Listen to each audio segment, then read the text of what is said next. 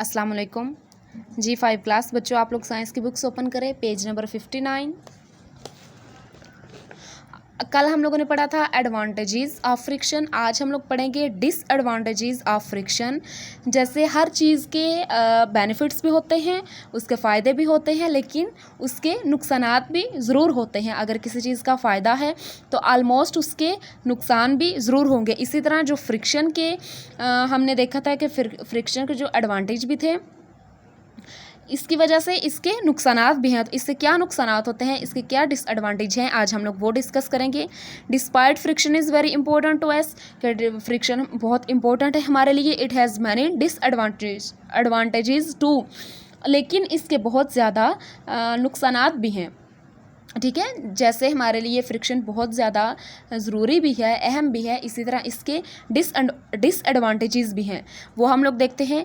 Friction offers resistance to a moving objects at high speed and reduce the speed of moving objects.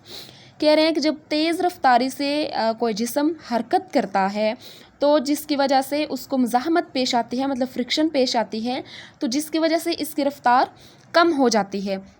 Means कि अगर कोई तेज़ रफ्तारी से चीज़ हरकत कर रही है तो जब उसमें फ्रिक्शन उस पर प्रोड्यूस होगी तो वो आलमोस्ट वो चीज़, वो ऑब्जेक्ट, वो आलमोस्ट उसकी रफ्तार कम हो जाएगी। जैसे हमने इसका फ़ायदा देखा कि गाड़ियों की रफ्तार जो थी कम होती है, इसी तरह कोई भी ऑब्जेक्ट पे जब फ्रिक्शन प्रोड्यूस होती है तो वो उसकी जो हरकत होती है, उसकी जो मुज़ाहमत होती है, वो आलमोस्ट इसकी वजह से कम हो जाती है, इसकी रफ्तार कम हो जाती है। एक तो ये इसका डिसएडवांटेज है। आगे देखते हैं। We know the worn out tyres of the vehicles are replaced after some period. कह रहे हैं कि आप लोग जानते हैं कि कुछ देर बाद जो गाड़ियों के टायर हैं वो घिस जाते हैं या ख़राब हो जाते हैं। What is the cause of wear and tear of tyres, कि इसकी क्या वजह है? इसका आंसर क्या है? The answer is friction.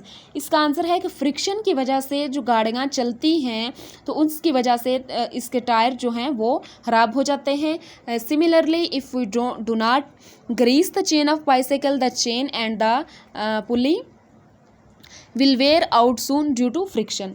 कह रहे हैं कि अगर गाड़ियों के जो टायर हैं वो फ्रिक्शन की वजह से घिसकर फट जाते हैं।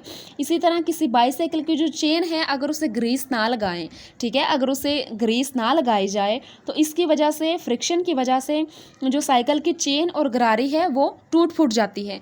बॉयज़ को तो पता होगा ऑलरेडी कि जब हम लोग साइकिल को या किसी भी चीज़ को ग्रीस नहीं देंगे तो उससे क्या होगा कि उसे जंग लग के फ्रिक्शन की वजह से उसकी जो मतलब कि वो चेन है, गरारी है, वो टूट जाएगी। इसी तरह अगर हम लोग हमारे जो पेडिस्टल फ़ैन हैं वो चलते हैं